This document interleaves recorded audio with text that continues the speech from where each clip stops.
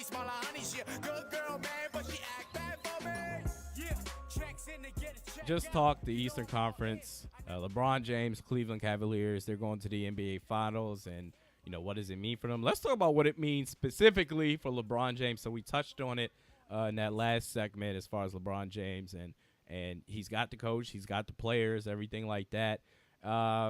Mastermind, let's go to you if you want to start this one off. LeBron James, his legacy, 6 straight NBA Finals appearance. What do you make? Yeah, so his legacy, I think he'll still be considered, top 10 player of all times if he does lose his finals. He'll be 2-5. Reason I say that is because all his other attributes he has the chance to be the all-time leading scorer of all times. He will be one of the all-time scoring leaders in the playoff history. And then the fact that he's been to 6 NBA Finals that alone is going to say how great he is. But we all know those victories matter more. But he is in some elite company right now. The Boston Celtics of the old. We have to go way back to when I wasn't even thought of, with the Bill Russell and the Bob Cousy days, where they've won. I can't even remember the number. It was something crazy, like maybe 8 or 9 times straight. But he's in some elite company with that. But we all know why. The Eastern Conference is very, very, very, very, very weak, especially this year and last year. So in the 6 years that he keeps going to the finals. Yeah. I'll stop there just because he has to go against those Celtics teams with the Paul Pierces and the Kevin Garnetts and the Ray Allens and Rajon Rondos. He did go through them twice. So I won't give him a pass. And then he also was going up against the Derrick Rose and the Chicago Bulls. Georges and stuff like that. And that's when Roses rose, and he was having his battles with those teams. And like you mentioned, the Pacers, when they had, when Hibbert was actually an NBA player, and David West. Lance Stevenson And Lance Stevenson was playing really good too back then. So not now anymore, but those years. But these last 2 years, I can't cancel him out just because he's playing. He's winning the games he's supposed to win. So we can't hold him hostage to that. But he did form this team, the super teams. He is forming these teams to make it a little lopsided. I'm gonna keep saying that he is lopsided in the Eastern Conference with these super teams. Now we can go. The Cleveland never helped him out when he had the Antoine Jamesons. We got in an argument about that not too long ago. But he created these super teams to be able to go to these consecutive finals, because if you want to be real, I think he's going to go to 3 more straight finals, because who in the East is going to get better? We can do a free agency possibly, but with the teams constructed the way they are now, there's still no competition. So with Kyrie getting better, Kyrie's just 23, 24 years old. Kevin Love's only 26, 27. So LeBron's 31. So I mean, he's not going exactly. He's going to ride into the sunset. So I don't see him slowing down at all. I mean, Kyrie's just going to have a bigger role, and I think Kyrie is that guy. But as far as his legacy, I think if he loses this, we have to stop first of all the Jordan talks, the Kobe talks. I can go down the list. I've Magic, been done Bird, with that. Yeah. Magic, Bird. Yeah. We can just Clyde, Hakeem. Yeah, I wouldn't even not even Hakeem to me. Yeah. You're right about that, but I could put him in Hakeem because Hakeem wouldn't have got those finals if Jordan, that's man. true. That's true. He was losing to the Celtics before too as well. But Hakeem did. But I'll give Hakeem kudos for sweeping the Magics in the 95. I think it was 94 when it was the Shaq and Penny days. So remember who choked though, Nick? We saw that. We saw the Penny and Shaq. But it doesn't even matter. That was one game. So Shaq. Exactly. That's one game. Shaq's not supposed to get swept, man. We know that. But but as far as his legacy, I think I'll put him at, I don't know, off the top of my head, it'll definitely be top 10. But those talks have to stop. 2-5. I don't want to hear the expectation he's always had. I don't want to hear the Brian Windhorst articles. Brian Windhorst. I don't want to hear that. But he will be a great player no matter what, because like I mentioned, he's going to be the all-time leading scorer. He'll be like top 10 in assists, steal, all that stuff. So I think he'll be fine. I think he'll be fine. It's just we got to stop the Jordan and Kobe and such talk. So that's my take on LeBron's legacy. Yeah, I've been done with the Jordan comparisons for the last 3 or 4 years, but you're right. People are still going to do it. People are still comparing him, saying like that Brian Windhorst article. I will never get over that. Just no matter how many, if he doesn't win I haven't anymore, even read he's it. still the third Yeah. best. Like, Just no matter how many is all I know. it's all, you know, Expectations. and I'm not going to blame LeBron for the East being weak, but when it comes to LeBron in the finals, it hasn't been good. It really hasn't been. Ray Allen, you know, if it wasn't for him making that shot in Game 6, who knows if he would have 2. He might only have 1. And have one. so, you know, you never know. As far as his legacy, he's top 10 player. I agree. This final, I don't want to hear anything. I don't want to hear anything. If they don't win it this year, there's nothing else to talk about. As far as who else is in the East, the Boston Celtics, man. And I'm not saying this because I went to school out in we all went to the same college out in the New England region, everything like that. But the Boston Celtics, they've got like 1 billion draft picks. You know, they've got a ton of cap room. It would take an absolute miracle to screw this offseason up. They have the capacity to bring on 2 superstars onto that roster. They have the ability to do so. But we'll see what they do. Danny Ainge, it's up to you to get it done. Like I said, it's the rest of the East. It's a complete joke. We'll see what the Boston Celtics do or any other team. Chicago, they're falling apart. New York Knicks, we already know that's about. The Indiana Pacers, they're starting over again. You know, the Toronto Raptors, DeRozan, he's probably going to go to L.A. Miami, we don't know if Chris Bosh is going to be healthy. Charlotte, I mean, I guess Nope. you can get something from him. I don't know, you know. So it's just a matter of it's going to be the same thing. The East is a complete joke. The Western Conference playoffs has been fun by and large over the East for the last 2 decades. You know, the Eastern Conference. We saw the Detroit. The first round was the best series we saw. We saw Crazy. the Eastern Conference Finals. That look. I know Toronto. They won 2 games in that series, but it looked so similar to the Atlanta Hawks last year, where they knew they had no chance in hell. They had no chance. Absolutely no chance. I'm sick. I'm done watching these Eastern Conference playoffs. I'm absolutely finished. Detroit may be the only team that, you know, outside of Boston, they could do something. Yeah. Boston, they could do. Detroit may be the only team where they're on the rise and they're actually doing something. But until I see something, I'm not watching no damn Eastern Conference playoffs because it's going to be the same thing. We're going to get ourselves hyped up. Oh, it's a new year. Maybe things will happen. New coach, new players. Oh, we'll see this matchup against the Cap. It doesn't matter. So, LeBron, I support you as far as the Eastern Conference. It's not your fault that it's weak, but you've had this easy coast to the playoffs in the NBA Finals. That's where you're going to be judged now. You have the players. You have a fully healthy Kyrie Irving and Kevin Love, and you have the coach that you want, Tyronn Lue. So there is nothing else to talk about. So that's all I got to say. BoldBarry, Mr. LeBron Lover. the LeBron lover, the LeBron apologist. This dude, BoldBarry, man. Just go ahead and sit on the therapy's couch. What you got? LeBron's legacy. Hey, I'm just a LeBron hater. I can't help it. It is what it is. I mean, LeBron James, 6 straight finals. I mean, it's cool. It's a great stat. I guess it is what it is. He's 2-4 at the end of the day in these 6 straight finals. So I guess we ignore that because nobody cares about winning. It's about how many times you went somewhere. So, okay. It's crazy how that works, yeah. Yeah, but going back to, what it does on his legacy, it will have a huge effect on his legacy if he does lose it. That's for sure, because that gives you now a 2-5 finals record. And then now it's like, what's your excuse this time? Because, for some reason, every time he loses, there's some reason for an excuse. When I look at it, it's like, I don't see an excuse with any of the losses that he had, except for maybe 2007. And then I'll consider last year. I'm still hesitant on last year just because I get it. You don't have your 2 best players, but this is what leads to me being like, you're LeBron James. You're the 3rd best player of all time. Nah. And people keep giving him excuses, keep saying this. And I'm like, look, he went into this finals with easily a way better roster than he did in 2007 when he got wiped down by the Spurs, and he still couldn't get the things done. And this is a way better, way mature, way just more talented LeBron.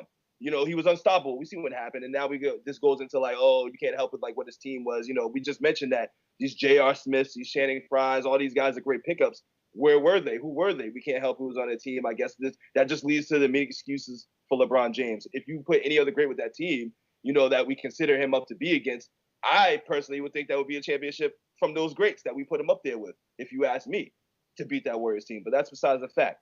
Also, Sick man. Oh, I'm riding with that one. I'm riding. Y'all can disagree with that all y'all want. I'm taking this home.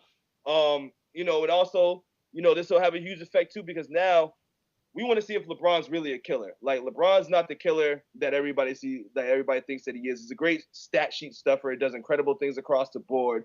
But he set himself up nice with being able to go to 6 straight finals appearances where, you were over there with the veteran guys or the guys in your draft class with the Dwayne Wades and Chris Bosches. So you get there every single time. No problem. And who's the killer over there? Dwayne Wade. Now you set yourself up nice with a young guy who's in his prime and who you can kind of like mold into being another great guy with Kyrie Irving and having Kevin Love there.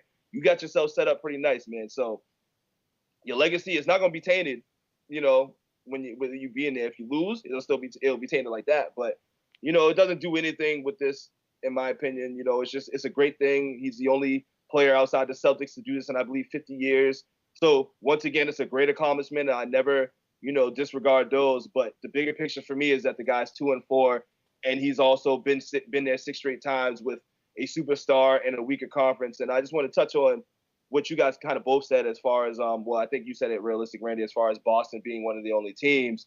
I have to disagree and say that the Pacers are also another team here. I mean, you have to realize Paul George is only a year. He's only a year removed out of a leg injury, and with that whole roster being completely erased from, the back-to-back Eastern Conference years. You don't have Lance Stevenson. You don't have David West. You don't have, I guess, Roy Hibbert and stuff like that. You don't have George that same Hill. anymore. You just have George Hill and Monte Ian Ellis. But my thing is, though, you have a Paul George, and who knows what's going to happen this year in free agency and all that stuff like that. But for somebody like a Paul George to bring that team to a 7th seed back-to-back, that team's awful. I'm not going to say that specific team is not beating them.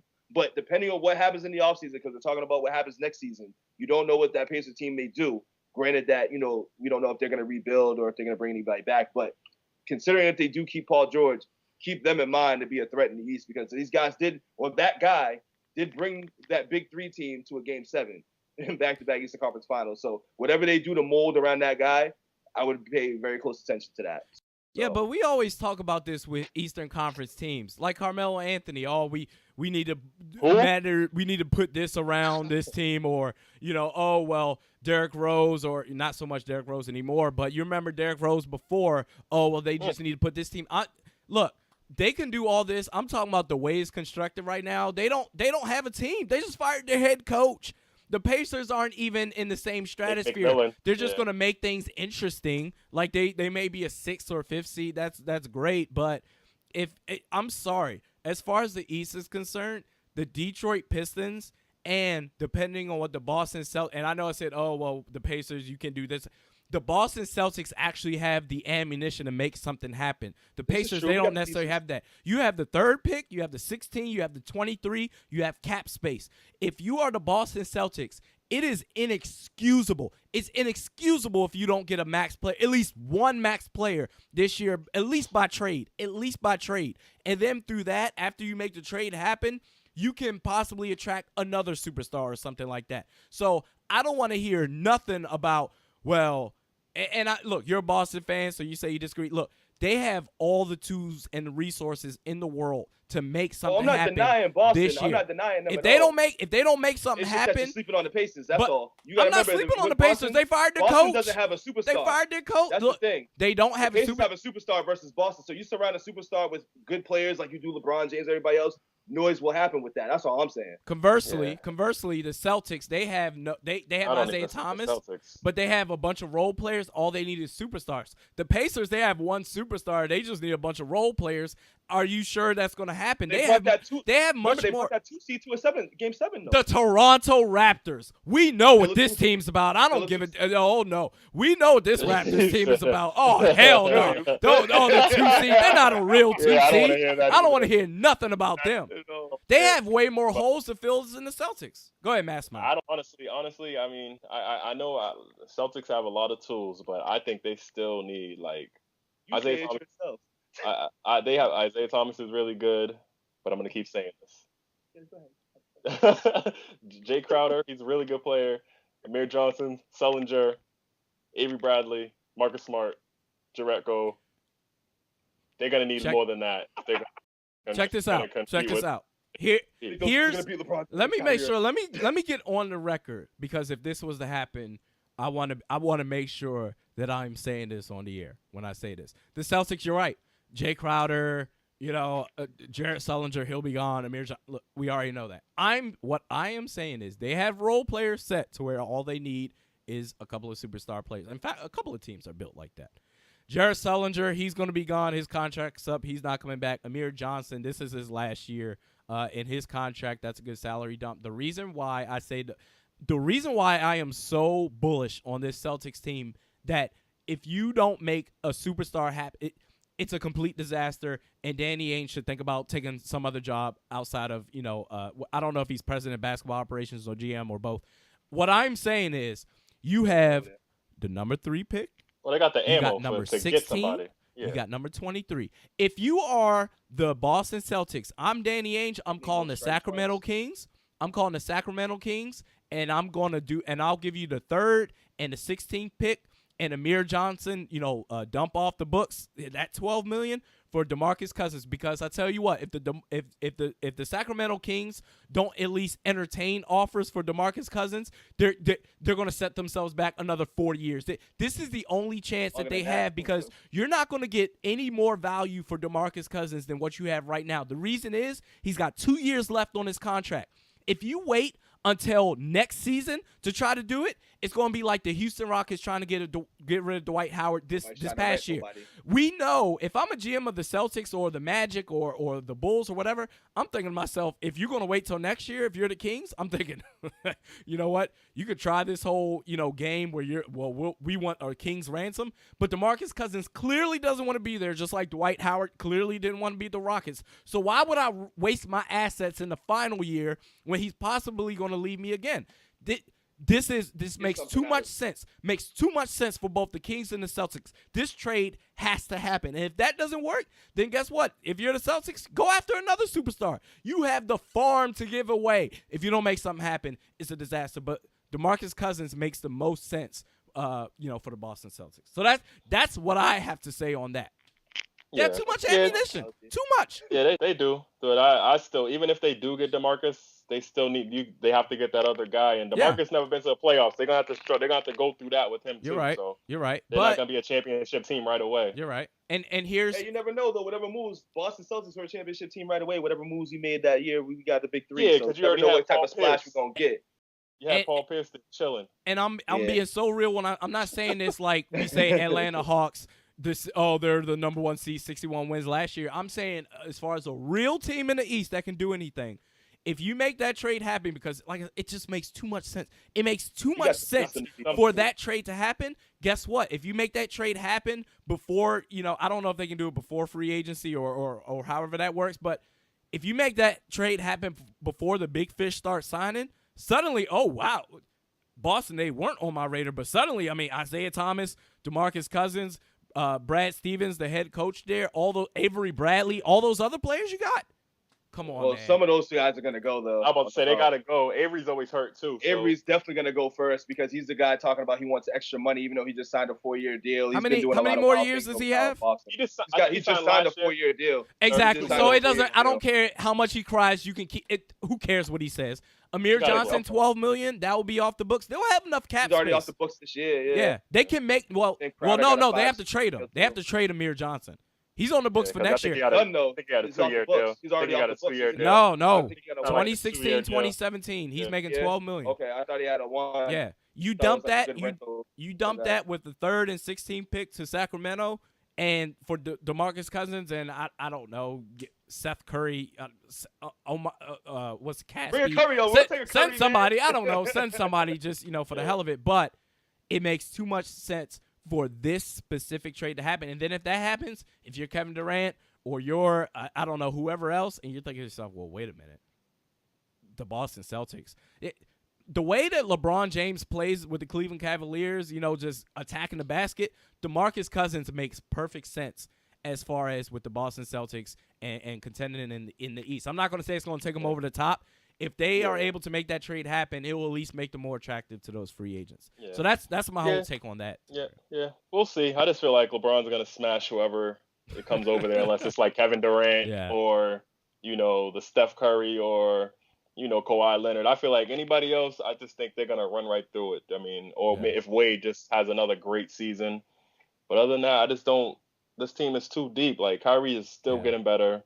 and Kevin Love is going to get better, and LeBron's still LeBron. So we'll see. I'm interested though, because you've been talking about the Celtics, so I'm interested to see. I mean, I live here, so I know how exciting that would be if they get DeMarcus in a free agency, or another superstar. But my eyes and ears are open, so I want somebody to compete with them, because it's kind of frustrating to see LeBron just walk to the finals. He literally is limping into not limping. He's running to the finals every single playoff. So we'll see though. We'll see. Yeah, we'll leave it there. I mean, boss says, hey, Danny Ainge, you got to make something happen, man. This is the year.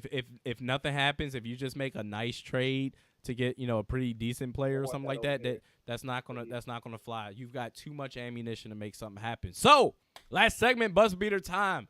This is the LockEmUp Hoops podcast. I am Realistic Randy from MasterMin9 and BoldBarry. Hey, more rides, new life, new gigs, new this, new that. My home, my place, bigger names, bigger money, smaller honey. She a good girl, man, but she act